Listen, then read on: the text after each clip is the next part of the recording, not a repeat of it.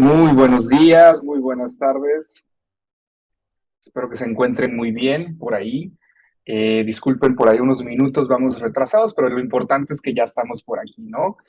Muy contentos de que se hayan dado la oportunidad de estar el día de hoy con nosotros. Muy contentos también de tener por ahí a la doctora Carmen Luciano, una referente definitivamente en terapia de aceptación y compromiso a nivel mundial.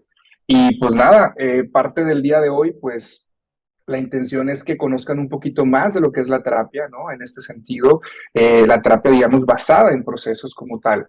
Antes de iniciar, les voy a pedir de la manera más atenta que mientras que estemos en la dinámica, las personas que no estamos participando, por favor, tengan micrófono apagado, cámara apagada, y también para que vivan una mejor experiencia referente a la ponencia del día de hoy o digamos preguntas y respuestas que vamos a tener el día de hoy, les pido de la manera más atenta que en la pantalla principal, donde ahorita me están viendo, les pido por favor que le pongan el pin de fijar para que puedan tener una mejor experiencia por ahí. Muy bien. Como el anfitrión del día de hoy tenemos una estrella importantísimo, de cierta manera es de casa o al menos así lo sentimos. Tenemos al maestro Alejandro Guardiola, que pues bueno, actualmente es director de la carrera de Psicología Clínica y Salud del TEC de Monterrey, sede Monterrey. Pues bueno, bienvenido Alejandro, ¿cómo estás?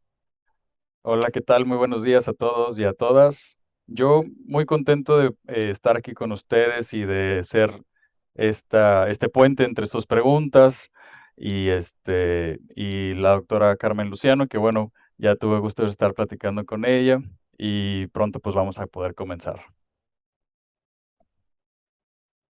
Muy bien, pues me voy a tomar la libertad de presentarla. La doctora Carmen Luciano es referente internacional en la investigación y desarrollo de la expansión de la psicología contextual, especialmente en la terapia de aceptación y compromiso, y su base, el análisis funcional y su aplicación en el lenguaje, la teoría del marco relacional. Es profesora de la Universidad de Granada desde 1979 y catedrática de psicología en la Universidad de Almería desde 1995. Es doctora en psicología por la Universidad Complutense de Madrid en 1983 y realizó un periodo postdoc Fulbright en Boston University y en Cambridge Center for Behavioral Studies durante 1985-1986.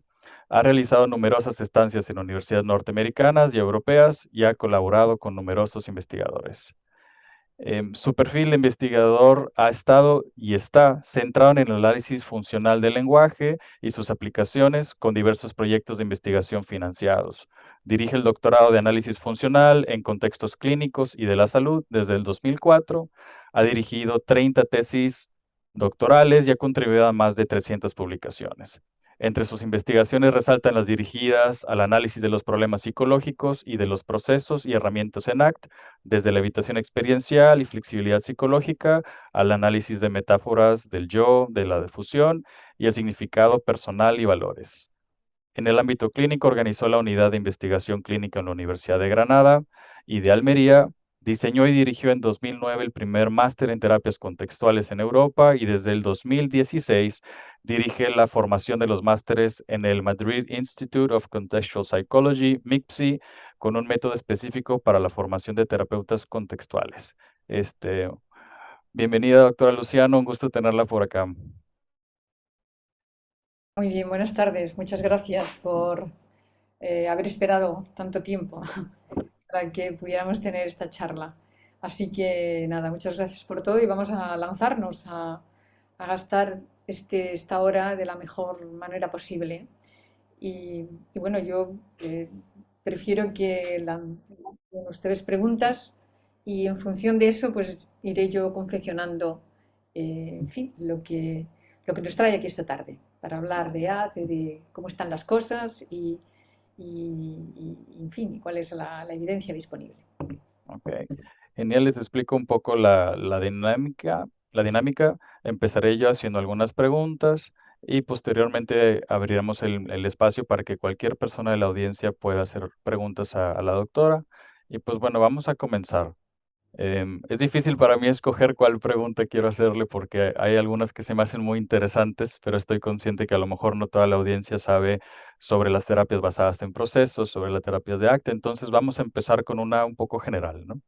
Em, Me gustaría preguntarle sobre qué fue lo que, los factores que influyeron en la creación de las terapias basadas en procesos. Es decir, ¿cómo fue que comenzaron, cómo fue que empezaron a crear esta división entre la segunda ola, la tercera ola de las psicoterapias y qué las distingue del resto? Hmm. ¿Qué más preguntas hay? Quizá si tengo un bloque de preguntas, eh, es Okey, más fácil, porque tenemos poco tiempo, y entonces es más fácil llegar a los distintos puntos, ¿no? Si tengo los puntos, es más fácil conectarlos, okey, punto a punto, ¿no? Esa es. va, Así que yo, nada, te agradecería que lanzaras las preguntas que, por raras que te parezcan, o okey. por extrañas, o porque a veces uno cree que se está oyendo muy mal, ¿eh? Si Hay pudieran, eco. poner mute en el micrófono del Zoom. ¿Me habla a mí? No, le estoy preguntando a Salvador. Ahí Ya está. escuchamos bien. A ver ahora. Okey. A ver ahora, ¿no? Sí. Sí, creo que se escucha un poco mejor. Venga, más preguntas. Va, muy bien. Entonces, estamos en un grupo de supervisión de pares, aprendiendo ACT y aprendiendo con base al modelo Portland. Aquí teníamos una duda sobre las limitantes de la terapia de aceptación y compromiso, es decir, aquellos casos, contextos donde ACT no será la terapia más adecuada para tratar la sintomatología, el tema de, este, de la conceptualización del caso, ¿no? Decíamos, a lo mejor el tema de que es una terapia basada en el lenguaje implica que si hay personas que todavía son no verbales, sean niños o sean personas que tengan algún tipo de discapacidad, entonces no sería la terapia predilecta. Esa es una de las otras preguntas. Y pues bueno, otras dos que podemos como ir juntando es las diferencias entre las terapias de segunda generación y de tercera generación y esta parte de la gran influencia budista que se puede observar en terapias como dialéctico-conductual, en ACT, incluso en funcional analítica hay ciertos tintes espirituales que a lo mejor no estaban tan presentes en la segunda generación de psicoterapias. Entonces, no sé si estas sean ya suficientes nodos en el caminito para hacer más o aviento más. Más, más, más, más. Ok, muy bien. Voy a hacer una más. Sí. Este, Aquí hay otra es una pregunta que me hace pensar sobre la esencia de ACT y de cómo observamos que pudiera ser viable. Tengo una colega que trabaja con personas, sordas. Mi colega es sorda y aplica la terapia usando lengua de señas mexicanas. Y la verdad es que ella nos ha contado que no tiene ningún problema, lo cual nos hizo pensar en la teoría de los marcos relacionales sobre lo que implican los símbolos, aunque sean a través del comportamiento humano, es decir, las señas que hace una persona, los gestos faciales, su postura, y cómo esto, em, la idea aquí de la pregunta es si se ha explorado esta dimensión del lenguaje no verbal, sino corporal, que al final del día, pues bueno, tiene que ver con simbolismos, ¿no? Y algunas de las preguntas que nos están llegando de la audiencia habla sobre, ¿es viable el trabajo con procesos de terapia cognitivo-conductual y las contextuales, teniendo diferentes bases filosóficas? La otra es sobre la aceptación radical, ¿en qué consiste? ¿Y a qué se refiere con la terapia basada en procesos? Y las limitaciones de ACT, que creo que, bueno, es una pregunta que ya habíamos hecho. Vale. Bueno, a ver, irán surgiendo, muchas gracias. Irán surgiendo más preguntas, de manera que no hay ningún problema en que pues, se vayan recogiendo y la veamos al final. A ver, noto yo, cuando veo todos estos puntos, por eso me gusta ponerlos prácticamente todos los que la audiencia tiene en un momento dado, aunque luego puedan surgir otros más, ¿no?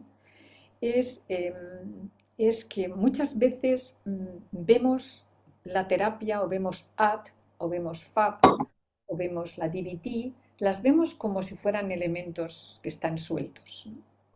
Y es muy importante tratar de entender qué es la naturaleza humana, cómo miramos a la conducta, cómo aprendemos a mirar a la conducta, tanto cuando desde muy pequeñitos, porque nos lo van a enseñar desde muy pequeños, como que observamos, cómo lo observamos, que nos demos cuenta de que somos observadores de los árboles, del funcionamiento de una cosa, el funcionamiento de otra, lo que nos van a ir enseñando, y a la par nos van a ir enseñando a observar a otras personas que están en nuestro entorno y a observarnos también a nuestra propia conducta.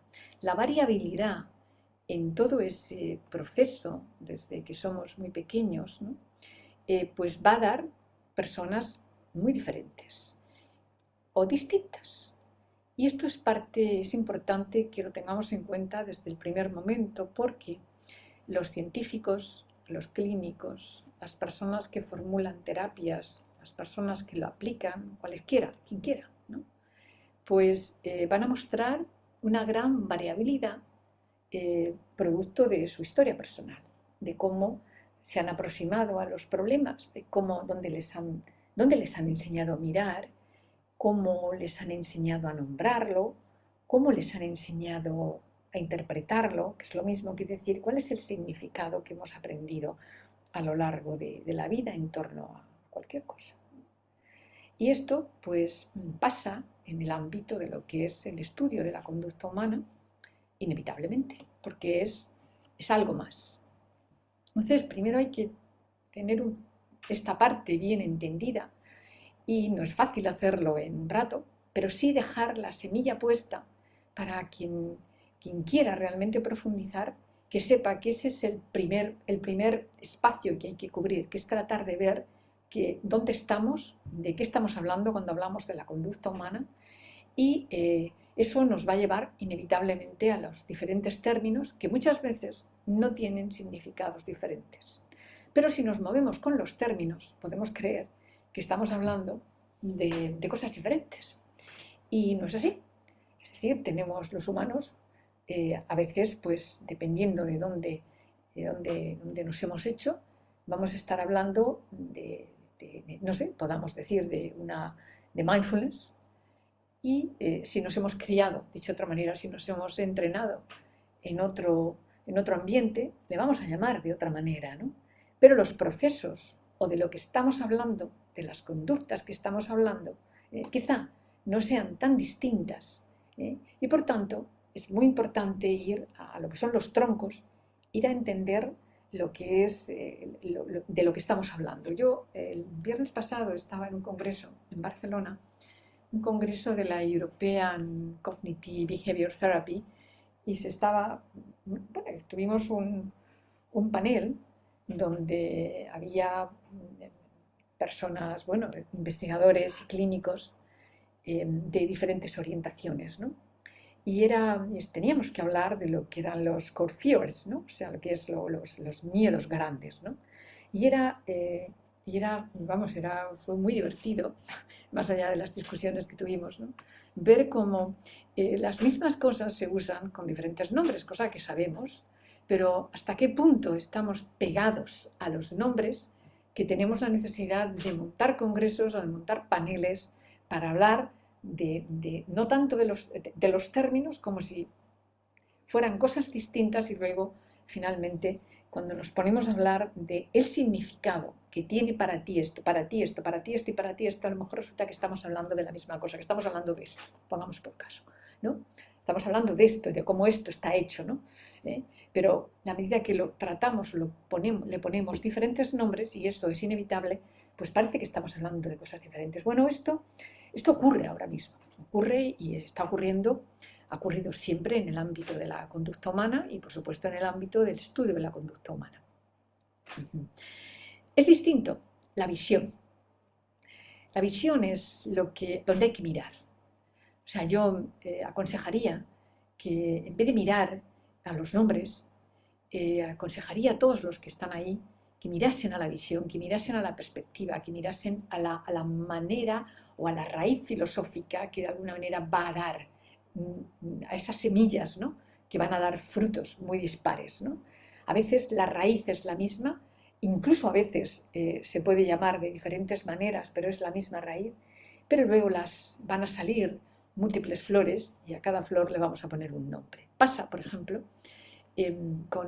bueno, me voy a entretener un poco muy rápido en señalar un poco cómo yo creo que hay que llegar a, ¿no?, o cómo hay que llegar a entender el caos actual que hay respecto de la terapia basada en los procesos. De manera que para poder llegar a ese caos, que mucha gente ni siquiera nada más que está abriendo la puerta y viéndolo, pero que cuando la abra de par en par se va a dar cuenta del caos tremendo que hay allí, ¿no?, pues a mí me es muy útil, evidentemente esto no es un experimento, pero me es muy útil, mi experiencia enseñando hace que las personas con las que trabajo y a las que enseño les sea considerablemente útil entender la historia de las terapias, es decir, entender cómo la psicología o los humanos se empiezan a interesar por las conductas de otros humanos, más allá de las conductas propias, ¿no? Y lo que va pasando, cómo las van mirando y qué nombres le van poniendo. ¿Por qué? Porque lo que está pasando hoy es producto de la historia de las terapias. O sea, es difícil entenderlo. Bueno, podemos creer que lo entendemos y lo cogemos así y lo separamos, ¿no? Podemos mirar a la flor y creer que entendemos la flor, pero si no entendemos el tallo y no entendemos cuál es la semilla, pues difícilmente vamos a poder tener una idea global y a tener una perspectiva suficiente que nos permita entender qué le pasa cuando empezamos a hablar de cosas muy distintas y creamos un gran caos en las personas. Hay multitud de términos en AT. ¿Estamos? Bueno, así que muy brevemente, porque esto está escrito, así que yo recomendaré al final la posibilidad de mandar información para que uno pueda ir a esos textos, dado que yo no voy a poder hacerlo, pero es como tener un mapa general de qué ocurre cuando, ni siquiera antes de la psicología, de que la psicología existiera, ¿no? Pues ya había personas en las sociedades, no me voy a remontar a la prehistoria claramente, ¿no?, sino cuando ya los individuos empiezan a tener un cierto tiempo, y por lo menos algunos de ellos, ¿no?, y empiezan a preocuparse por tratar empiezan a tratar de entender ciertas cosas, ¿no?, o a hacerse preguntas, ¿no? Y entonces, pues un objeto de estudio, un objeto de análisis o un objeto de observación, si se quiere, es la conducta del otro, claro, ¿no? Esto es típico de la filosofía, pero antes de la filosofía había filósofos, ¿estamos? Había ya filósofos, había gentes en los lugares que se dedicaban a mirar ahí y a tratar de darle sentido a la conducta a veces de los demás, y por supuesto de aquellas conductas que discrepaban o que eran diferentes de la mayor parte de las conductas del grupo, ¿no? Y a veces se le daba una interpretación mítica, por supuesto, ¿no? Y otras veces pues podía ser motivo de expulsión del grupo y por supuesto de ser echado de la manada, digo yo, del grupo. Pero acercándonos claramente a lo que nos interesa más, ¿no?, nos tenemos que situar en el siglo XIX, en el siglo en el que la medicina, el advenimiento de las ciencias ya empieza a estar instalado, ¿no?, a que se empiezan a separar mucho más el totus, que es el universo, ¿no?, el totus, el todo, ¿no?, pero los humanos lo empiezan a partir, ¿no? Y lo parten a veces tanto que llega un momento en que uno se olvida que esas partes no pueden ser entendidas si no son entendidas en el todo, porque las cosas están interconectadas, ¿no? Entonces estudiamos la medicina, la biología, la física, la química, la conducta como si fueran elementos distinto, sabemos que no, pero da igual porque a la postre cuando nos comportamos como si lo fueran. Entonces, eso también pasa cuando ya la psicología, cuando ya el estudio de la conducta se convierte justamente en un objeto de estudio. Haciendo un inciso o abriendo un apartado, es conocido por todos, vamos, creo yo que me atrevería a decir que es conocido por todos los que están ahí escuchando, pues cómo está hecha a día de hoy y en los años pasados, cómo está hecha la psicología. O sea, la psicología como disciplina del estudio de la conducta humana, a veces de la mente humana, en fin, del alma humana, podríamos ir mucho más allá, ¿no? Y es tratar de separar, pues dividir al organismo. Pues están asignaturas de la motivación, el aprendizaje, el pensamiento, el lenguaje, la memoria, en fin, a su vez dividido entre, o el cerebro, ¿no? A su vez dividido entre departamentos, los básicos, los de educación, los sociales, los clínicos. Entonces, la gente tiene una dispersión tremenda del objeto de estudio. Y resulta que cuando las personas se comportan, cuando nos comportamos, la conducta humana está hecha de todo eso. Pero no de todo hecho a trozos, sino que es que en cualquier acto humano es un acto motivado. Pero además es un acto que viene de algún sitio, no sé, o viene de la filogenia de la historia de la especie, o viene de la ontogenia, de lo que es el aprendizaje durante la vida de la persona, ¿no? Más aún, ¿no? En lo que conocemos, pronto los niños aprenden lenguaje, dicho de otra manera, aprenden a ser verbales, ¿no? A veces uno, y así ya ligo algunas preguntas, a veces los niños van a aprender lenguaje, van a aprender a establecer relaciones, a relacionar, porque eso va a ser el lenguaje, y lo van a poder hacer sobre la base de elementos visuales, con elementos auditivos, con movimientos de los brazos, de los cuerpos, de los ojos y de movimientos vocales, ¿no? En otros casos, debido a las limitaciones, o no limitaciones, sino a las características de la historia, correspondiente a cada persona, pues uno puede venir con dificultades a nivel auditivo. Por lo tanto, todos aquellos elementos que forman parte del todo, ¿no? Que requieran de un filtro auditivo, pues no van a ser percibidos, cosa que es muy obvia, pero eso no significa que no aprendan el lenguaje, ¿vale? Entonces, no existe el lenguaje no es vocal, el lenguaje es comunicación, ¿eh? Comunicación, esto es lo clásico de cualquier definición, ¿no? Y la comunicación se puede hacer de muchas maneras, por lo tanto, por supuesto que se puede hacer con personas que sean sordas y con personas que no vean, o sea, que sean ciegas, ¿no? Y con personas que tengan muchas dificultades, ¿no? Lo importante es entender de qué está hecha la conducta de esa persona, y cuáles son sus características, y si es una persona que ha aprendido a relacionar, o por lo tanto, o tenemos una persona que entraría en el ámbito de las deficiencias mentales, de las personas con muchas limitaciones que no han aprendido a relacionar, ¿no? Por lo tanto, trabajaríamos de manera diferente, ¿no? De manera que, volviendo al caos que implica el propio estudio de la conducta humana, ¿cómo estudiamos? Esa dispersión que tenemos indica cuál es la visión que tenemos de la conducta humana. Cómo están hechos los planes de estudios en las universidades indica cómo la mayor parte del profesorado que hace los planes de estudio, cuál es la visión que predomina, cuál es la visión dominante de las personas, puesto que los planes de estudios los hacen los profesores, ¿eh? Así que si hay un conjunto de profesores en una universidad donde domine una visión funcional, las personas, los estudiantes, saldrán de ahí con una visión distinta a si la visión que domina en otra universidad es una visión donde se parte la conducta, se parte al individuo. Está el ambiente, por otro lado está el cuerpo del individuo, por otro lado está los trozos de su conducta, está el cerebro, está la motivación, está esto y esto, como si fueran trozos separados, ¿no?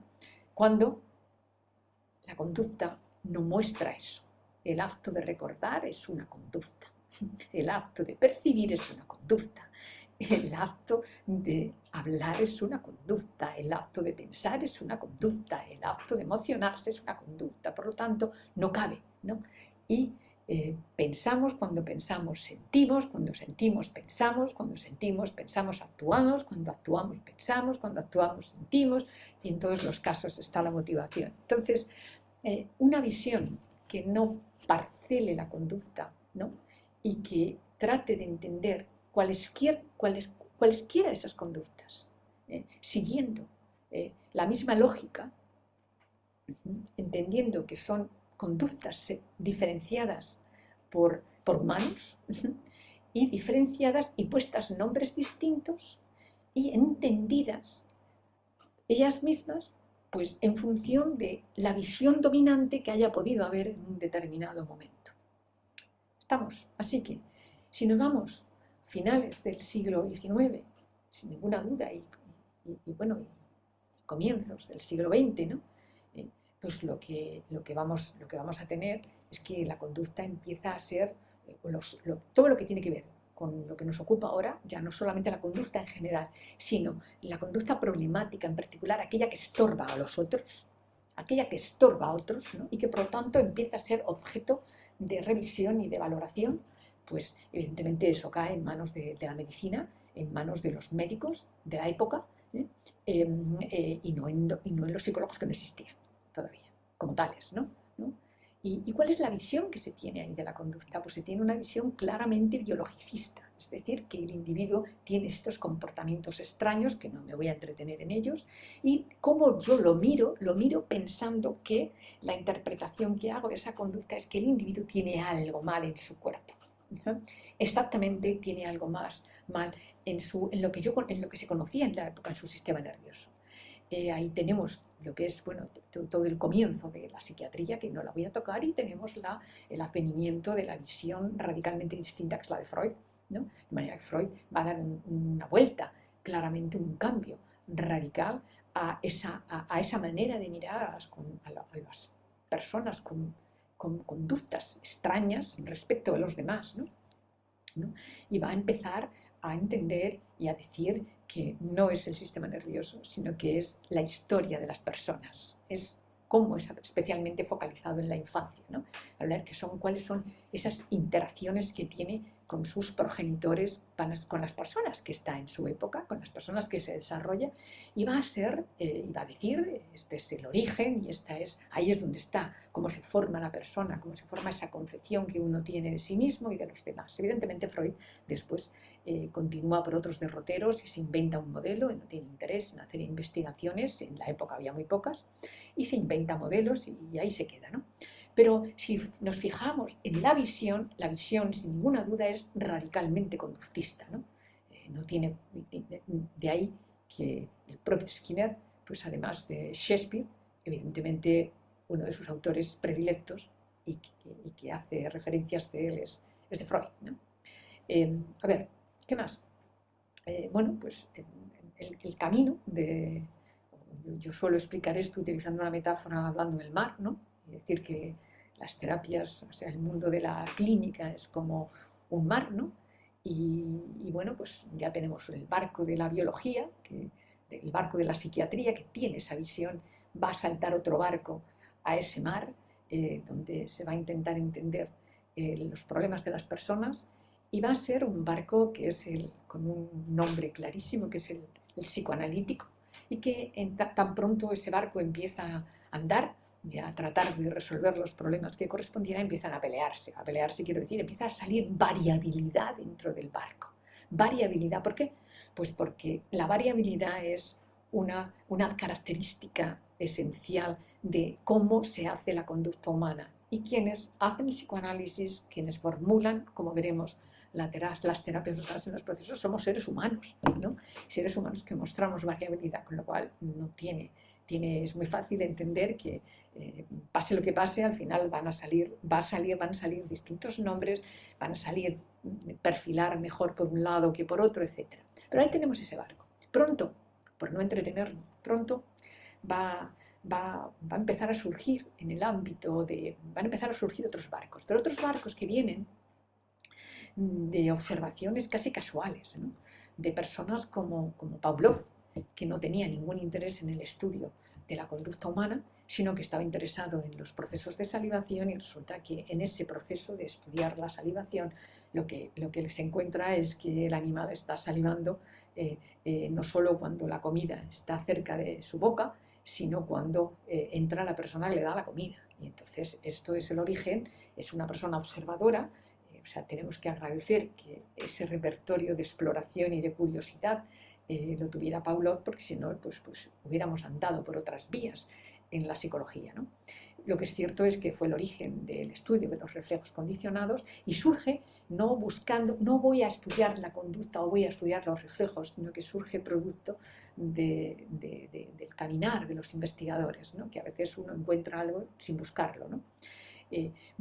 Muy pronto va a salir Skinner, va a saltar Skinner a la palestra y va a avanzar mucho más en el estudio de la conducta humana, y esto pues va a dar origen a una forma de mirar a la conducta que no es trocear la conducta, sino entender que la conducta no se puede hacer sin un organismo, como sea, con todas sus partes, no a trozos, ¿no? Y no se puede separar del ambiente, ¿eh? O sea, se ha leído muy mal la filosofía conductista, porque la filosofía conductista es el acto humano necesariamente implica, o sea, hay un todo, y ese todo es que yo estoy respondiendo con mi cuerpo y estoy respondiendo a lo que hay aquí, que si llamase antecedentes es una manera de hablar, pero estoy respondiendo a las funciones que tiene los antecedentes presentes, ¿no? Y pasan cosas cuando lo hago.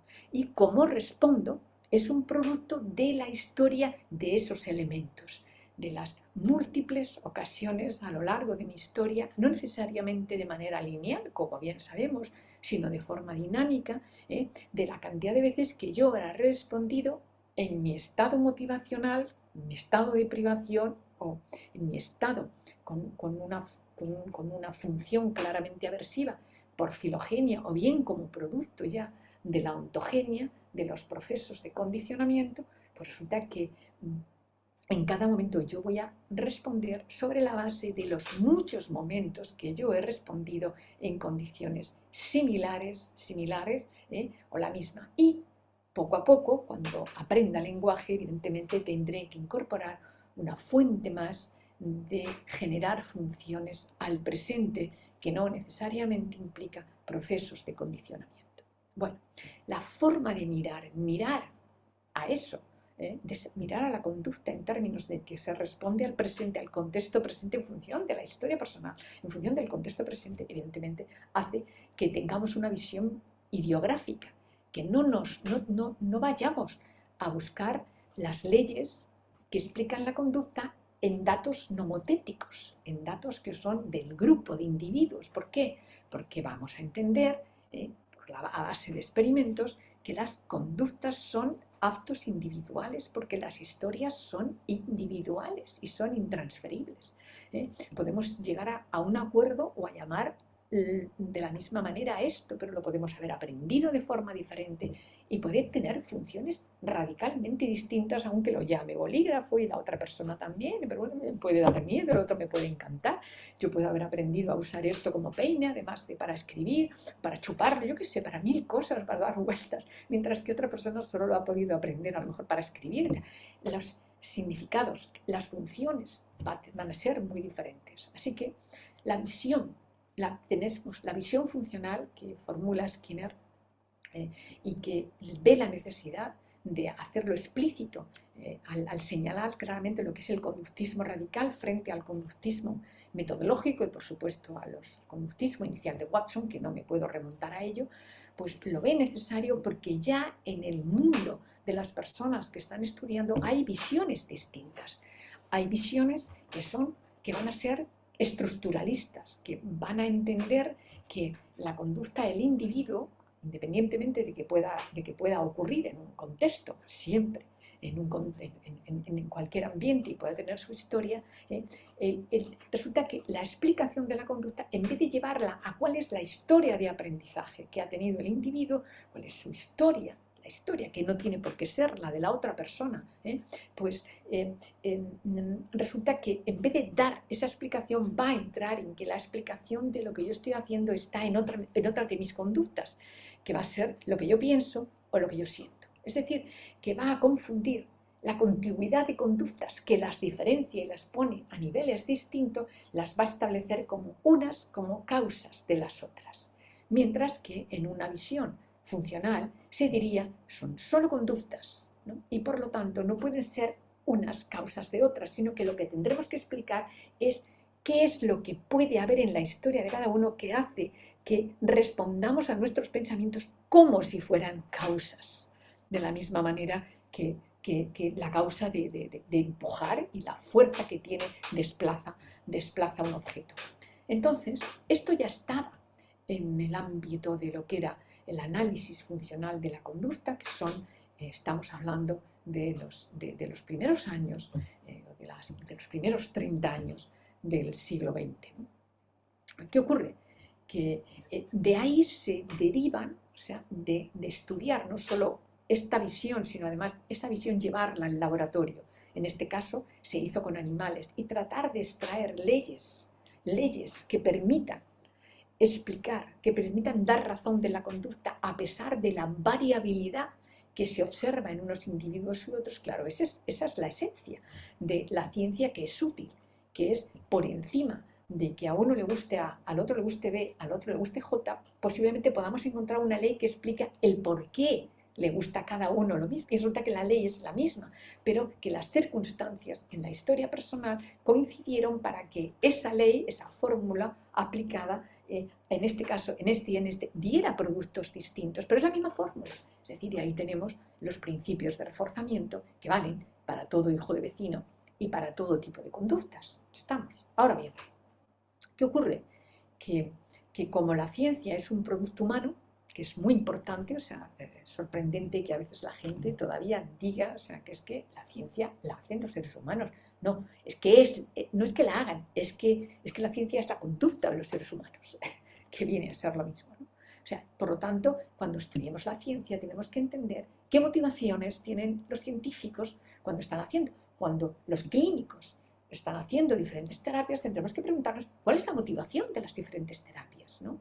O sea, cuando están hablando de terapias basadas en qué procesos, tendremos que preguntarnos cuáles son las motivaciones a las que respondemos. ¿Por qué? Porque es conducta de los seres humanos. Así que ese caos lo tenemos que entender dentro, inevitablemente, de que son conductas de seres humanos, científicos, clínicos, profesionales, etc. ¿Estamos? Bueno, nos queda muy poco rato, pero vamos a ver si, como hemos empezado un poco tarde, me podría quedar no más allá de las 7:15. ¿Es Va, correcto? por mí bien. Me gustaría leer algunas preguntas de la audiencia, igual intentando ligar, creo que, bueno, sobre lo que mencionaba me encanta esta metáfora de los barcos que zarpan hacia el mar, ¿no? Pues Me vamos a... pregunto, sí, Sí, perdón. sí, sí, No, que me pregunto, digo, está el barco del psicoanálisis, el barco conductista, está el barco ya funcionalista y nos vamos yendo para allá. claro. ¿Habrá me pregunto, y creo que tiene que ver con las preguntas de la audiencia, como se habrá un puerto donde desembarquen todos juntos, Vale, ¿no? ahí Es vamos, decir, ahí vamos, ahí para vamos, allá va la siguiente sección de todo esto, que lo que ahí preguntan las vamos. personas es esta liga entre la base filosófica de cognitivo-conductual y qué tan compatible es con las terapias contextuales. Igualmente sobre esta pregunta de si se debe de apoyar ACT en FAB, en DBT, en mindfulness, o si, porque ahorita mencionaba lo del caos, ¿no? El caos que puede ser la tercera generación, y efectivamente una formación en terapias contextuales implica aprender 6, 7 métodos, cuando antes pareciera que no era tal cual esto. Puede ser una percepción errónea, pero es Vamos una allá. pregunta. Vamos Em, allá, porque es fantástico justo estas cosas, porque es es lo que las personas van derivando en función de lo que leen y de lo que están escuchando. Claro, claro. Y yo quiero seguir usando esa metáfora para situar todo esto, a ver lo que nos da tiempo, a ver si lo dejamos hasta las 7 y luego entro con el resto de preguntas, porque va a Va. permitir ver muchas cosas, ¿no? Hay muchas cuestiones aquí que son muy puntuales, muy específicas y que voy a tener que pedir excusas porque no nos va a dar tiempo, ¿no? A poder hablar como tal y como a mí me gustaría hablar, pero eso estaríamos en otro contexto, hablar de cómo se forma la identidad personal, por ejemplo, ¿no? Pero vamos a dejarlo, eso no voy a poder tocar, ¿no? A ver lo que es posible derivar. Bueno, pues esto bueno, yo hago 2 mares, ¿no? Pero de momento nos vamos a quedar con el mar de las terapias, ¿no? Así que tenemos el barco de la psiquiatría, tiene una visión biologicista claramente. Vamos a tener el barco del psicoanálisis, que se inicia su andadura en aquellos años, y evidentemente pues, la visión conductista, la visión de empezar a estudiar la conducta por primera vez en términos científicos, es decir, no es lo que yo me invento, es que ahora voy a pasar a comprobar o a observar que hay, incluso a veces a ciegas, ¿no? Y tratar de encontrar elementos comunes a través de la variabilidad, ¿vale? Esto conduce a generar leyes, las leyes del aprendizaje, pero ya inmediatamente hay personas que están trabajando con otras personas, especialmente con niños, y tienen el insight de ¿y si esto se pudiera utilizar? ¿Y si pudiéramos utilizar esto que llamamos reforzamiento positivo, reforzamiento negativo, castigo y extinción? ¿Y si lo pudiéramos utilizar para estos casos que pasa esto y esto? Entonces surge un nuevo barco. Surge un nuevo barco que tiene que su máquina, su armazón, está hecho ya de una forma explícita con una visión, con una filosofía, que es la conductista radical, ¿no? Y además tiene un apoyo empírico, de manera que los elementos de ese barco, del moldeamiento, la economía de fichas, los principios de reforzamiento, los procedimientos de discriminación y muchas otras cosas, están anclados en datos, están anclados en haber generado principios comunes a través de la variabilidad o de las diferencias, que es justamente como avanza la ciencia. La ciencia no avanza estableciendo diferencias, sino estableciendo elementos comunes a través de. Es muy importante no olvidar esto, ¿no? Entonces, ¿qué ocurre? Ese barco se atasca. O sea, ese barco va a puertos y resuelve problemas, ¿no? Va a puertos y resuelve problemas. Pero además lleva la bandera de la ciencia, cosa que la bandera de la ciencia no está en el psicoanálisis, ¿no? Y era una época donde la ciencia era y es importante, vamos, ¿no? No solamente era, sino que lo es actualmente. ¿Y qué ocurre?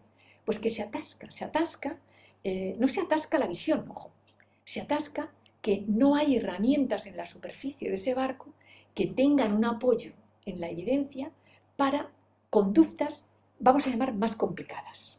Es decir, que no somos capaces de explicar en aquella época cómo es posible que nosotros podamos derivar pensamientos nuevos. ¿De dónde vienen? ¿Cómo es posible que yo me emocione en presencia de algo que no me he emocionado antes? ¿Cómo es posible que me duela algo que antes no me ha dolido? ¿De dónde viene? ¿Cómo es posible que yo entienda cosas nuevas, que haga analogías que no me han explicado? ¿De dónde viene que yo imita conducta para solucionar un problema que no ha sido previamente resuelto? ¿De dónde viene? Entonces, esto hace que algunas personas entiendan que la visión funcional está pasada de moda, que no tiene sentido, que hay que ir a otra visión. ¿Por qué? Porque se dice esta visión se atasca en la comprensión de conductas complejas. No sirve más que para explicar la conducta de los animales y de los deficientes mentales. Y eso hace que esa función de no caiga directamente en lo que es una visión funcional. Y eso hace que esa visión quede fuera, sea un barco útil, pero no es útil para determinados problemas. ¿Qué ocurre? Que sale otro barco en el mar de las terapias que rápidamente va a coger el rótulo de terapia cognitiva. ¿Qué ocurre? Pues que personas que habían estado ligadas a ese otro barco previamente y otras que tienen otra visión, que no era precisamente la funcional, sino la de creer que la investigación de manera distinta, investigación en términos correlacionales, en términos de dar explicaciones en términos de la contigüidad de las conductas o de la contigüidad de las cosas, de entender que las cosas yo respondo en función del ambiente físico. Pues no es así, pero hay mucho de eso. Entonces, ¿qué? Salta ese barco y ese barco pues coge herramientas del otro barco, pero además instala un grupo considerable de herramientas que están fundamentadas en cómo aprendemos normalmente a solucionar problemas. Hay un problema, pues venga, ideas, ya está, pum, y esto va a surgir la solución de problemas. Que tengo pensamientos que me molestan, pues mi madre me dirá, pues no pienses en eso. No, tu abuela, cállate ya y deja de pensar en eso. Es decir, va a surgir, se va a hacer algo más sofisticado lo que ya estaba en la cultura del cambio de pensamiento, de la parada de pensamiento, de la tormenta de ideas, pero eso ya estaba dado, ¿no? Pero ese barco lo reformula, le pone nombres más bonitos y a vender. Y a lanzarse al mar. Entonces, ¿qué ocurre? Pues van a surgir en ese barco dos terapias fuertes, dos personas muy fuertes, como van a ser la terapia de Beck y la terapia de Ellis. Y este fundamento no es un fundamento funcional, va a entender, es una idea absolutamente, es mecanicista en términos de que para poder cambiar lo que la gente hace, tengo que cambiar lo que la gente piensa. Puedo manejar otras cosas, pero tengo que cambiar necesariamente su manera de pensar. Entonces, el objetivo principal de estas terapias está centrada en cambiar lo que Skinner comentaría como eventos privados, ¿no? Hay que cambiar la conducta privada de la gente para que cambie la conducta pública. Mientras que en una visión funcional se va a decir la conducta pública, la conducta privada es conducta.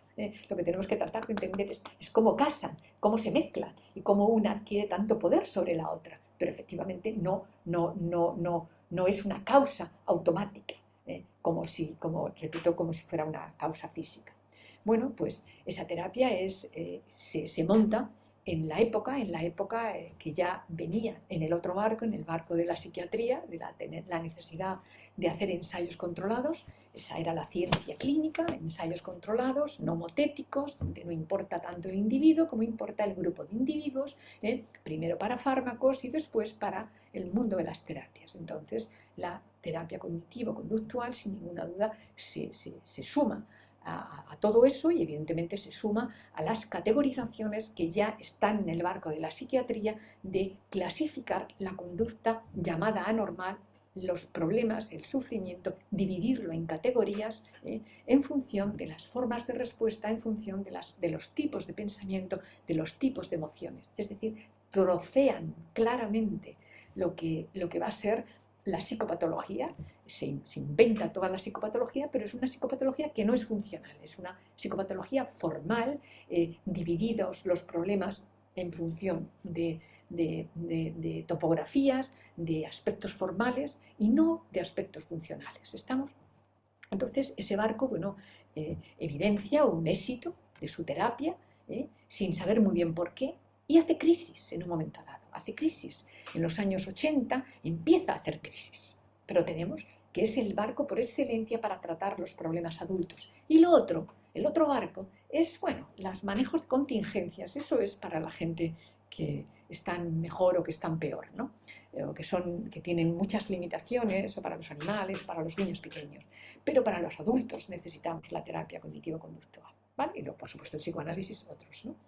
Así que hace crisis, empieza a hacer crisis en los 80 y desde luego en los 90 de manera rápida, porque no se sabe por qué funciona cuando funciona y tampoco se sabe por qué no funciona cuando no funciona. Por lo tanto, hay un caos de entendimiento del por qué ocurren las cosas.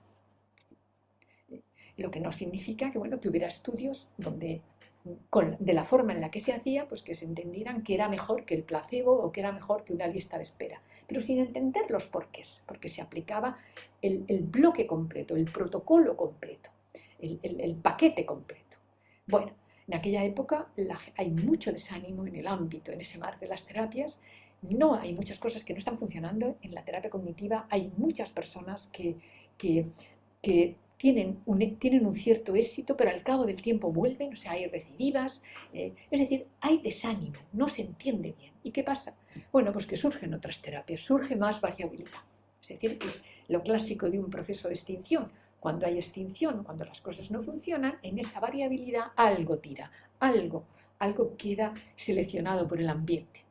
Hay contingencias que quedan seleccionadas. Entonces hay grupos de personas, empiezan a surgir barquitos, otros barquitos en el mar que, comparados con el transatlántico de la terapia cognitiva, pues imaginemos, era inmenso con Beck y Ellis ahí, y por aquí están barquitos nuevos, comparado con el gran transatlántico del psicoanálisis o de todo el mundo farmacológico. Bueno, es tremendo, ¿no?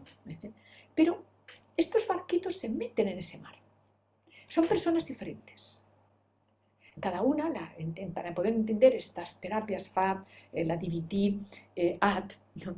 Porque surgen, pues no tenemos tiempo, pero las tenemos que entender en el contexto de cuál es la historia de las personas que las formulan. Porque es de ahí donde surgen. Y claro, surge cada uno con su variabilidad personal, lógicamente, claro, ¿no? O sea, algunos se conocen, pero le dan otro sentido, le dan otra lógica, o no tienen la misma visión al 100%. Estos barquitos surgen todos, finales en los años 80 y en los años 90 ya hacen la explosión, ¿no? Son diferentes, pero aunque parecen diferentes, tienen un elemento común, o sea, tienen formas de hablar distintas, tienen protocolos distintos, tienen, incluso a veces dicen como si tuvieran filosofías distintas, pero cuando las miramos despacio nos encontramos que todas ellas en el fondo son conductistas. ¿Qué ocurre? El conductismo que yo decía estaba maltrecho, ¿no? Uno de estos barquitos es el barquito que lidera Steve Hayes. Y a la sazón, pues Steve Hayes tiene una visión, tiene una raíz conductista, ¿no? Pero el conductismo como tal está mal visto, no huele bien, tiene funciones aversivas, de esta manera, de las cuales la gente escapa.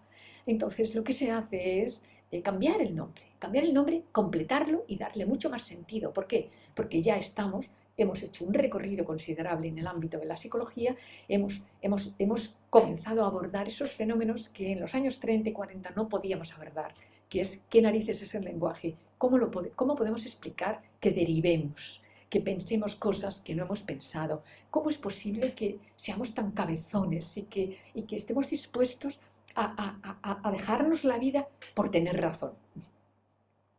¿Cómo es posible? ¿Qué hay en nosotros? ¿Cómo se forma todo eso? ¿Cómo todo eso adquiere tanto control sobre nuestra vida, ¿no? Fijaos que no estoy hablando de que esto sea una causa directa, sino que aprendemos a que lo sea. Y eso es algo que no me puedo entretener, es maravilloso, es mi objeto principal de estudio y nos llevaría. Lo que es importante es que entendamos que ciertamente el pensamiento es extremadamente relevante, domina. Que domine no significa que sea una causa directa, sino que aprendemos a que lo sea. Eso significa que podríamos pasar de que fuera una causa y poder poner nuestra conducta bajo control de las funciones de otros elementos.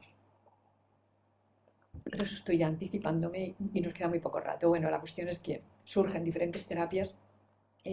Steve Hayes en el año 2003, cuando ya todos estos barquitos están yendo, cada uno está yendo a diferentes puertos, el barco de AD se extiende una barbaridad, el barco de AD empieza a estar asentado no solamente en las leyes conocidas del aprendizaje generalizado que compartimos con otros animales, sino que comenzamos a extraer las leyes que regulan la derivación, el comportamiento relacional. Se habla de la teoría del marco relacional como una manera también de separarse de las etiquetas antiguas ligadas al conductismo, ¿no?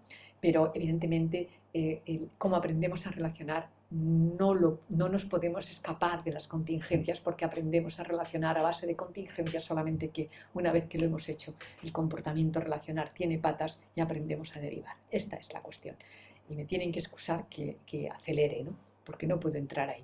Pero esa es la base. En el barco de AD es el barco más completo, porque tiene una filosofía explícita que va a ser el contextualismo funcional, es decir, vamos a utilizar las metáforas de Weber para poder explicar mejor la visión funcional. Y la vamos a llamar visión funcional, visión contextual. ¿Estamos? ¿No? ¿Y qué ocurre? Pues que esa visión tiene un anclaje en las leyes, en la investigación de las conductas y de las conductas más complejas como van a ser el lenguaje. Repito, la conducta relacional, que nos va a permitir las metáforas, nos va a permitir entender las analogías, nos va a permitir entender lo que yo decía antes que no habíamos entendido. ¿Qué pasa? Que además sobre eso montan una terapia. Inicialmente a esa terapia se le puso el nombre de terapia de distanciamiento comprensivo, pero eso no vendía. Entonces finalmente, pues aunque pudiera ser mucho más apropiado, lo cierto es que no era muy comercial y se puso terapia de aceptación y compromiso como se podía haber puesto otro nombre, ¿no? O sea, que los nombres hay que tomarlos de forma ligera, porque los nombres responden a conductas en contextos específicos, ¿está claro? Y nada más, ¿no? Entonces, cuando surge ese barco, pues ese barco es más grande, más fortalecido, está más asentado, tiene más su casco, digamos, está mucho mejor hecho que otros barcos que van a ir al mismo sitio, solamente que van con otros nombres y no tienen la filosofía explícita. O sea, Faz es el otro que hace la filosofía explícita, pero está ligada al conductismo radical, no introduce lo que sabíamos en la época del lenguaje, pero la filosofía es la misma. Pero son modos de hacer diferentes, pero van al mismo sitio. No les interesa la clasificación de los problemas de las personas en términos formales, sino que van a mirar a sus funciones. Pero lo mismo le pasa a la DBT. La DBT es, bueno, habría que hacer un hueco aparte, ¿no?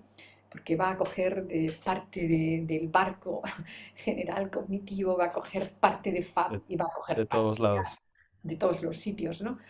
Pero, ¿qué hace Steve? Pues Steve en el año 2003, viendo el caos que hay, lo que hace es una clasificación, que podía haber hecho otra, pero hizo esa, de primera, segunda y tercera. A mí particularmente no me ha gustado nunca, ¿no? Primera dice es las terapias basadas en manejo de las contingencias, segunda va a ser las terapias cognitivas, que van a entender que para modificar las conductas tengo que modificar pensamientos y emociones, y vamos a ver las terapias de tercera generación, que son grupos de terapias distintas en sus nombres, pero que van todas en la misma línea, y es no hay ningún interés por parte de los clínicos de esas visiones en modificar pensamientos y emociones para que el individuo empiece a andar, sino que le van a enseñar a llevarlo, a contemplarlo, a incluirlo en su vida, a que es una parte de su historia y que no necesariamente tiene que quedar sujeta su acción a lo que piensa, sino que puede haber algo que sea más importante, que también forma parte de su vida, ¿no? Pero que a lo mejor está muy pequeño, que tiene que ver con el significado personal, con el significado que las personas le damos, y que esto pueda estar por encima de la rabia, de la emoción, de la pena, de la duda, de lo que surge, que es un paquete inmenso de elementos, de miedos y de pensamientos relacionados unos con otros debido a la historia personal. Por eso las llama terapias de tercera generación. Eso no le gusta a mucha gente, porque además da a entender como que la tercera y la primera están separadas, pero sin embargo la tercera y la primera tiene un vaso comunicante claro, que es que las semillas son funcionales, son las mismas, que no la otra, por lo menos en aquella época, ¿no?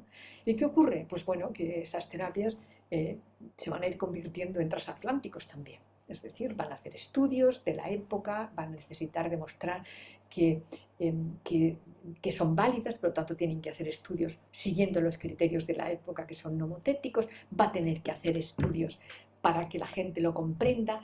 Inicialmente, hablando de ello, pues no hay un interés en hacer para cada trastorno, pero la gente que entra en ese barco, cuando el barco va a puertos, es porque no se hace esto para el dolor, esto para la depresión, esto para esto, esto para esto. Entonces, la demanda, de alguna manera, del mercado, la necesidad de compartir, la necesidad de comunicarse con esas personas requiere hacer uso o partir del repertorio de estas personas, y esto hace que surjan pues 100 libros o no sé cuántos libros más hay de AD, que evidentemente van todos en la misma línea. Van todos en la misma línea. Una vez que te has leído 2 o te has leído 5, ya te has leído prácticamente todos, ¿no? Puede haber diferencias, pero si entiendes la lógica, no vas a necesitar leerte los 100 libros. Porque la visión es la misma, pero es útil para muchas personas. ¿Qué más? Producto del caminar, ¿no? Y de la andadura de AD, pues hace que se modifiquen los términos iniciales de AD, que no se hable tanto de evitación-experiencia y que se empiece a formular los problemas de las personas en términos de flexibilidad o de inflexibilidad psicológica, ¿no? Como operantes, pero hablar de operantes a la gente es chino, ¿no? Hablarle a la gente porque la gente no va a bajar a estudiar, porque no están formados para ello, para estudiar el tronco, como yo suelo decir, para estudiar las raíces, para poder entender todo lo que tiene que ver con la investigación que hacemos, sino que la gente lo que quiere es que me des formulitas, que me des protocolos que yo pueda utilizar, dame la receta para que yo pueda hacer H, B y Z. Y claro, inevitablemente, pues eso ocurre en el mundo de A. Hasta el punto de que llegamos a una situación hace pues no sé, 10 años, donde hay una barbaridad de libros, hay conexiones con otras personas y hay términos nuevos, que no es que no estuvieran, sino que no tenían tanta frecuencia. Autocompasión, compasión, mindfulness, sí que estaban desde el principio, pero no de una manera tan repetida y tan a veces entendida como si fueran cosas diferentes. Que no lo son, no lo son. Por supuesto, cambia y va a dar un modelo que le facilite a la gente la comprensión del trabajo y entra con el ESAFLES. Pero el ESAFLES, luego están las 3 columnas de Strossal, está el point, está la matriz, están El los triflex. nosotros que lo hacemos de otra manera, etcétera, etcétera. Entonces, dentro de AD hay personas que están más ligadas, dicen, bueno, es que yo voy a plantear la terapia en términos relacionales. No me interesan tanto los términos como entender qué es diffusion. ¿Qué hago en diffusion? ¿Cómo le enseño a la persona a relacionarse consigo mismo, con su propia conducta, ¿no? Entonces, bueno, pues Niklas y yo misma, ¿no? Pues hacemos textos que tienen que ver, pues principalmente con entender la terapia más allá de los nombres, sino tratar de entender la terapia en términos de lo que hacemos, ¿no? En mi laboratorio, pues se caracteriza durante los 20 años pasados, pues en tratar de entender qué es diffusion, en tratar de entender qué son los valores, en tratar de entender cómo se hace el yo, cómo se hacen las metáforas, todas estas cosas, ¿no? Pero hay otra gente que no hace eso, pero está en el mismo barco. Por lo tanto, hay una gran variabilidad en ese barco. ¿Qué ocurre? Que el barco de la terapia cognitiva se da cuenta inicialmente, mira así a los barquitos pequeños, cuando salen en los 80, mira así, mira estos que hacen aquí, ¿no? Pero claro, como esos barcos se van haciendo grandes, y finalmente pues hay interés por saber qué pasa ahí. Hay asociaciones, además, en la propia app pues se monta la ICBS, y esa ICBS invita a la gente del otro barco, y entonces se establecen puentes no solamente con ese barco, sino con muchos otros y con otros ámbitos de la ciencia. ¿Por qué? Porque hay una visión global, porque hay una visión del todo, ¿no? Y no de las partes, ¿no? Y porque hay un enriquecimiento extraordinario cuando esto se hace. Y esto hace que dos personas que inicialmente no se llevaban muy bien, como Steve Hoffman y Steve Hayes, pues lleguen, producto de circunstancias que las voy a contar muy rápido ya porque es muy tarde, pues a formular y a plantear la necesidad de comenzar a hablar de la terapia basada en los procesos. O sea, la terapia basada en los procesos no es una nueva terapia. No. Viene por las contingencias que ya se están dando en otros ámbitos, en el ámbito de la medicina, por ejemplo, ¿no? Donde las ayudas, los proyectos, ya no se van a dar a tratamientos que no estudien el proceso de cambio. Por lo tanto, la propia contingencia de ustedes ahora van a tener que, tenemos ya que no ir a que esto vale, sino el por qué vale, pues evidentemente ocurre de forma contingente a que haya muchas terapias, ¿no? Y esto pues lleva a estas dos personas a generar la terapia basada en los procesos. ¿Y qué dice? Y claro, ahora, bueno, pues nos podemos poner de acuerdo en un gran transatlántico que ahora tenga el rótulo terapia basada en los procesos, pero un transatlántico con muchos pisos, con pisos, donde cada uno mantiene su idiosincrasia, ¿vale? Sus formas de hacer, pero ya estamos todos en la necesidad de tener que estudiar los procesos de cambio en cada terapia. Así que, ¿dónde estamos? Pues estamos en un ligero caos, entre paréntesis, como si antes no lo hubiera, pero ahora lo hay, ¿no? También, donde hay que, digamos que es obligatorio casi, ya no vale que bien, estudia, pero cuando lo haces, ¿cuál es el proceso de cambio? Con tus palabras, con tus términos, porque no voy a ser yo quien me imponga los términos al otro, ni el otro el que me los imponga a mí, porque así no funciona la cosa. Así que es un movimiento que implica el respeto por los términos de cada uno, pero con un objetivo claro, que es tratar de entender lo que tú has cambiado, trata de decirnos o trata de aislar cuál ha sido el proceso de cambio. Y ahí es donde va a ir el dinero y donde está yendo ya el dinero, ¿no? Claro, se están haciendo más cosas. En esto ya, pues esto surge la gran variabilidad. Así que yo no sé lo que conoce la audiencia de la cantidad de cosas que se están diciendo respecto de la terapia basada en los procesos. Pero claro, por un lado, pues tanto Steve Hayes como Steve Hoffman están dando términos que vienen sacados de los usos y de la frecuencia de los términos que se usan en cada una de las terapias, como haciendo un trabajo a priori de úsense esos términos, puesto que eso es lo que hemos visto que parece que es más frecuente aquí, más frecuente aquí, más frecuente aquí, más frecuente aquí, ¿no? Tratar de una vuelta claramente a una visión ideográfica, a hacer estudios que tengan esa visión y la réplica a través de individuos, es decir, estamos volviendo claramente a una visión funcional que no está mal, que yo no la había perdido, pero que mucha gente parece que, bueno, pues que la tenía olvidada, ¿no? Y eso está muy bien. ¿Qué más? Pero la guerra no acaba ahí, hay muchas más guerras, claro. En el ámbito de la RFT, pues hay guerra. ¿Por qué? Pues porque surgen personas que dicen, estos estudios me valen para poder dar razón, y estos términos de la RFT me valen para poder dar razón de esto, esto y esto. Bien, sale otro diciendo, no, no me vale, necesito nuevos términos, ¿no? Y hay pues un caos ahí que me parece que es el más problemático de todos, ¿no? Porque se están lanzando términos que no tienen fundamento suficiente o que lo tienen para un grupo de personas. Pero bueno, pues no sé, si esas personas son las que dominan la ciencia, pues veremos a ver dónde van, ¿no? Pero bueno, aquí me quedaría ya porque son y 20 y creo que, volviendo a las preguntas muy rápidamente, pues bueno, creo que he podido hablar de las terapias basadas en los procesos, de todos los casos son susceptibles de tratamiento porque una visión funcional tiene que partir del repertorio que tienen las personas, ¿vale? Si una persona no sabe hacer analogías, no puede utilizar metáforas. Lo que tengo que hacer es enseñarle a hacer analogías. Por ejemplo, ¿no? En principio. Claro, con los niños, pues voy a utilizar lo que ellos saben hacer y ellos hacen muchas analogías y usan muchas metáforas y voy a utilizar lo que vamos a llamar metáforas con componentes de carácter físico, es decir, nos vamos a mover, vamos a mezclar cosas, las vamos a hacer, no vamos a usar solo palabras, sino que vamos a hacer el referente de las palabras, ¿no? O sea que lo importante es saber qué personas tenemos delante, cuál es su repertorio para poder saber cómo podemos trabajar. La terapia no es yo te doy y tú recibes. No, la terapia es una interacción, es la conducta de dos.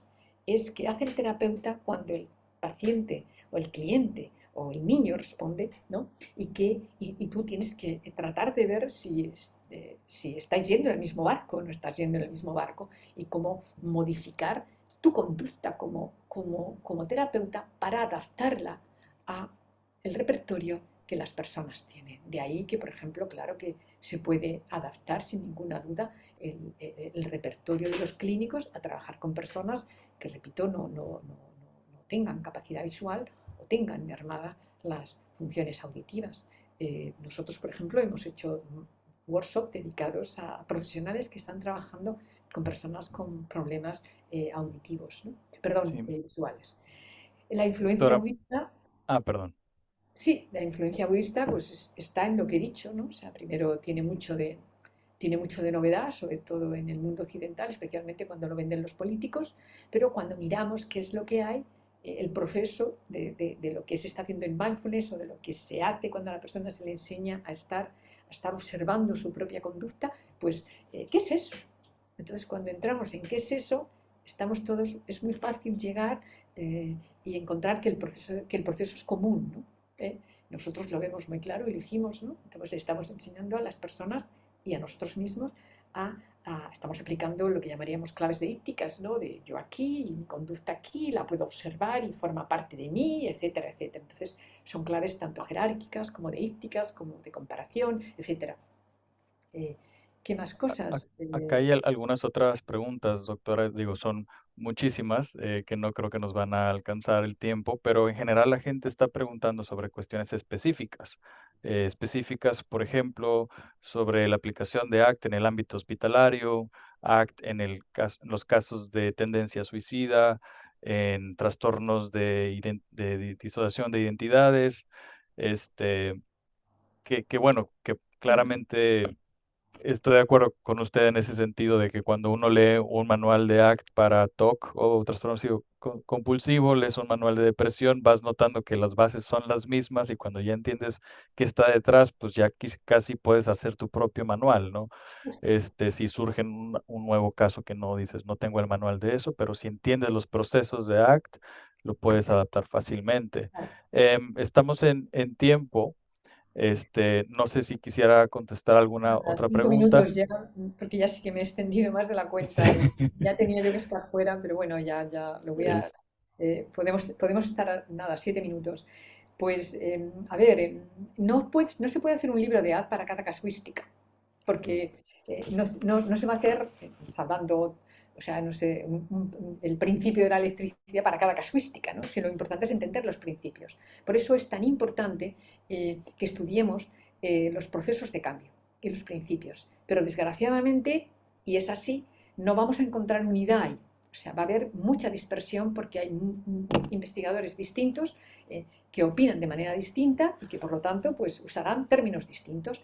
Y eso es lo que van a recibir los clínicos y no se puede cambiar. O sea, el clínico tiene que, vamos a aprender que va a haber variabilidad y que es importante formarse y formarse, yo lo diría, ¿no? En las bases porque eso da una tranquilidad y una da perspectiva para poder captar cuando una persona está diciendo, a ver, ¿qué está haciendo? Cuando está haciendo, focalizando la vista o focalizando la atención ahí, o qué está haciendo cuando está haciendo exposición, o qué está haciendo. Entonces dices, esto es lo mismo que esto y esto, ya está. O sea, no hay, cuando se conocen los principios es más fácil. Cuando no se conocen los principios, pues uno pide una cosa para, ¿cómo puedo hacer esto? Protocolo paso por paso, ¿no?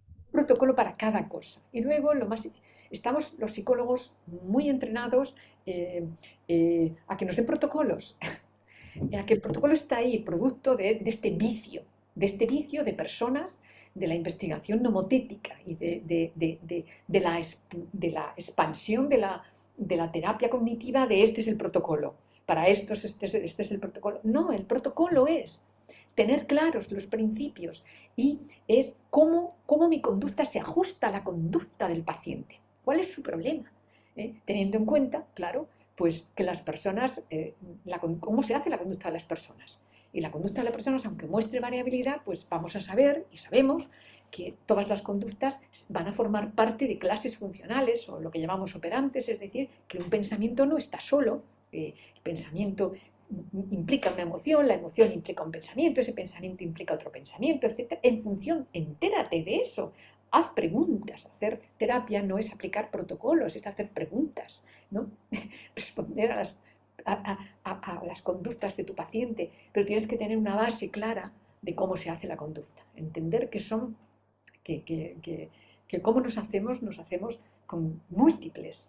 Cuando llega un paciente a consulta va a tener algo que siente aquí, se siente, tiene un pensamiento, este otro tendrá otro, va a tener unas redes tremendas producto de su historia personal, que no tienen que ser las mismas del otro paciente que a lo mejor tiene el mismo pensamiento este y este, pero este lo tiene conectado con 7 cosas que este no las tiene conectadas.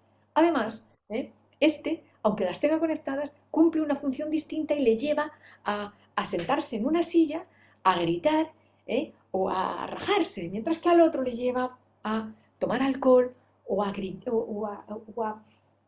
estar todo el día y todo el día pensando y pensando y pensando. Es decir, hay que entender la conducta de los pacientes y menos los protocolos, ¿no? Hay que Claro. entender de qué está hecho. Y ahora es, una vez que tengo que analizar con él, tengo que ver con él, tiene él que ver cuál es su conducta, qué es lo que quiere, qué es lo que está haciendo y qué es lo que está consiguiendo y cómo está la vida y cómo está él y qué tipo de persona quiere ser, ¿no?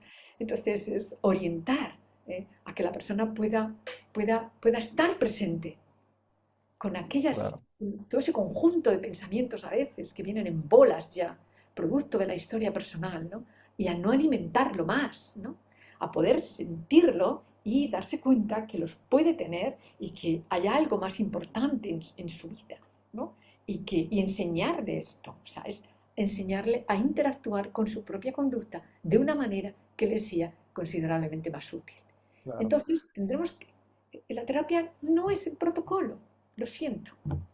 Es entender los principios y ahora trabajar con el paciente para ir en esa dirección, además de que es considerablemente mucho más divertido y creativo.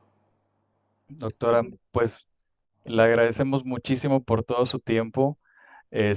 Fue una experiencia muy, muy vasta de este recorrido hacia las terapias de tercera generación, las terapias de proceso. Me quedo muchísimo y que la audiencia se queda también con la analogía, la metáfora de los barcos y de lo que está detrás de una terapia basada en procesos, ¿no? De decir, si se entienden los fundamentos, no se necesitan 1000 manuales, 1000 protocolos, 1000 recetarios y no tener que hacer como terapia, como dicen, terapia instantánea, ¿no? De agregar 2 tazas de agua, 2 tazas de harina, meter al microondas y tener ya el mismo protocolo para las mismas personas, Claro, porque es el mismo problema, claro. Claro, pero hay un problema aquí, ¿no? Y es que hay que ser paciente y darse cuenta que muchas veces las demandas clínicas van más rápido que la investigación que podemos hacer, porque es Claro. investigación muy complicada. Entonces, a veces tenemos que trabajar con los pacientes con pies de plomo, ¿no?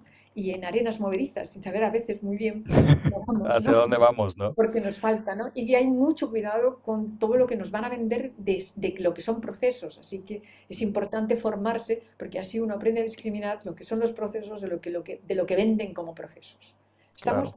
A mí me gustaría enviar información, así que no sé cómo hacerlo, Sí, nos han pedido desde algún libro base o más información sobre claro, la formación en ACT. claro. Creo que ahorita podemos pasar con Gerardo para ir haciendo el cierre y posteriormente encontrar la forma de hacerle llegar a la audiencia más información. Creo Y que más allá eso de es. que la gente que quiera me puede escribir, más allá de que podamos encontrar ahora el modo de que llegue la información, ¿no? Pero mi correo electrónico es, me lo podéis enviar a Ujú, ujú. carmen.luciano, bueno, lo voy a escribir, Sí, con gusto lo compartimos más en el fácil, chat.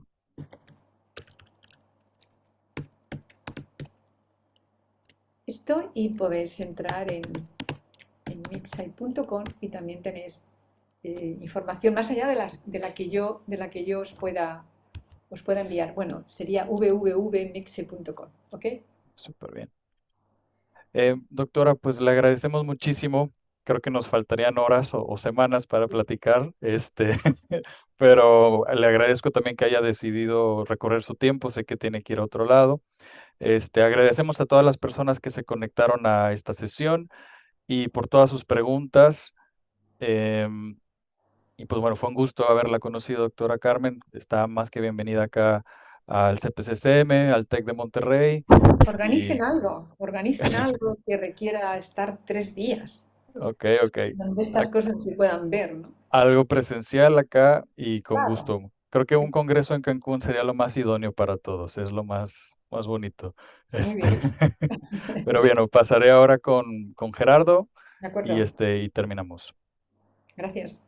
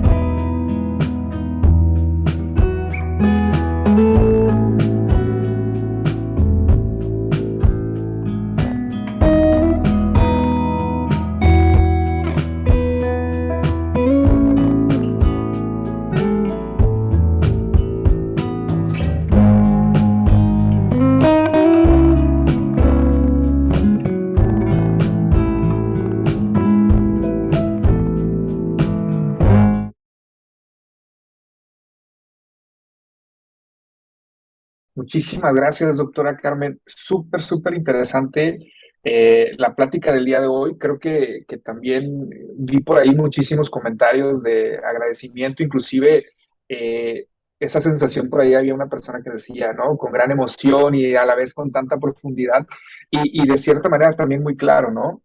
Otros por ahí comentaban de estos barcos que de cierta manera se estuvieron hablando durante toda la sesión, decían, bueno, hay que hacer una gran armada, como una cuarta generación por ahí, lo cual también me resultaba un poco interesante, ¿no? Pues bien, primero y bueno, finalmente quisiera agradecerle por el tiempo que nos dedicó el día de hoy. Muchísimas gracias. Por ahí también agradecerle al maestro Alejandro Guardiola porque también nos estuvo apoyando en el evento del día de hoy. Y por ahí escuché que con muchísimo gusto podemos compartir la información. Tenemos la gran mayoría de los correos de la gente y con muchísimo gusto les hacemos llegar la información de lo que usted nos proporcione. Por ahí también ya pusimos en el chat el correo de usted para si alguien por ahí quiere ponerse en contacto directamente y también la página por ahí. Muy bien. Pues nada, no nos queda más que agradecerle y espero vernos pronto, sí. Le vamos a tomar por ahí la palabra de hacer algo un poquito más en forma, ¿no? De varios días, donde realmente, como usted lo menciona, doctora, el poder, pues realmente ver cómo un poquito más en concreto cómo se puede aplicar este tipo de terapias. De antemano, muchísimas gracias y espero vernos pronto ya de manera presencial por ahí. De acuerdo, muy bien, nada. Pues nada, muchas gracias, ¿eh? Que vaya todo bien y hasta otra.